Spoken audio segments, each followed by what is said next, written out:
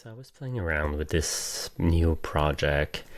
It's a short little thing, just a trifold pamphlet for a new idea that I had. And making character sheets is usually like it's very time intensive. Like you have to create so many types of components, right? Like here I have like a text box, and here I have a text box that looks a bit different. Then I have like those things which have boxes, but they're all the same boxes, right? But like when you have to make them, like usually take a box, you design it once, and then you take your group of component, and then you basically hit Command J, or you Command C, Command V, and just you paste it a couple of times. And this is what I've usually done for like forever using Affinity Publisher.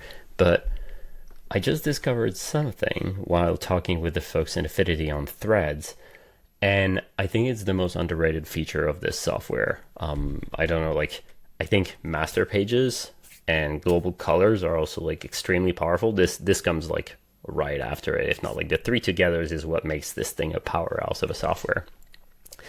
And let me show you what it is. If I take this little circle and I move it around, do you see what's happening? The three other circles are all moving at the same time.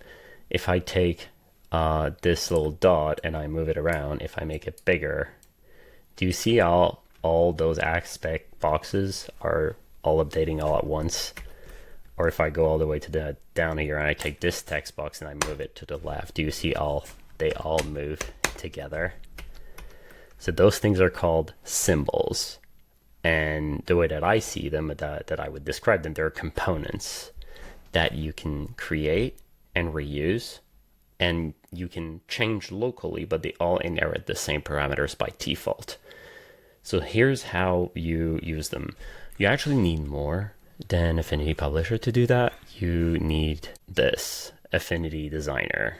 So using the designer persona within Publisher, you can create symbols. So let's say I currently have those blocks here, right? I have tough, sharp, quick, and compelling. I'm gonna delete all of them. So they weren't even grouped properly. So I'm just gonna delete that, delete that. All right, so this is all clean, almost clean. Okay, here we go. So what I will do is I will take this box here, actually this one, and then this is the box that I will want to copy. Actually, there's way more stuff there than I anticipated. So I'm just gonna take this. Let me see if I can delete all of those. Here we go.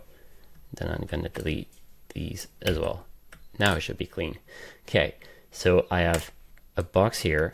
I've got a black line. I've got this, and I've got this. Here we go, like this. So I'm gonna group all of those together. They're already grouped. So I'm gonna take this box, and I'm gonna go to Create on the Symbol section. If you don't view this menu, you can click View, or you go to Help and search for Symbols, and then you'll see it here, Symbols. So that's what you want. And then I'm going to click on Create. Before I'm going to give it a name, so I'm going to call it like Skill. I'm going to hit Create, and now I have this. Do you see this orange line on the left of the component? This means that it is a symbol, and it's currently synced. So I'm going to take it, and then I'm going to duplicate it.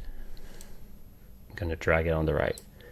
And then I could also like drag and drop from the symbol section here. So I'm just going to drag this box here and do the same over there. So if I go in there and I click on this box and change the background to like this blue, they all change together, and that's good. But we want to change the title. We don't want all those skills to be tough. So the way that you do that is you click on the element that you want to modify, like this thing, and then you untick the sync button here. So it says choose whether to synchronize edit across symbols or not. So I've unticked it, and I forgot the skills that we had. I think we had compelling here, we had quick here, and we had sharp. I'm gonna re-click on the sync button, and then let's say for example I wanted to move this black line. I can move it with my mouse, and it's all gonna move together. So yeah, I'm flabbergasted that I didn't know about this feature sooner. It would have saved so much time doing character sheets, map sheets, anything that's more like symbol based basically than just like text.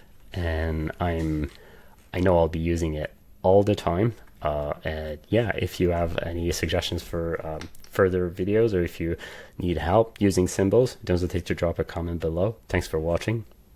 Cheers.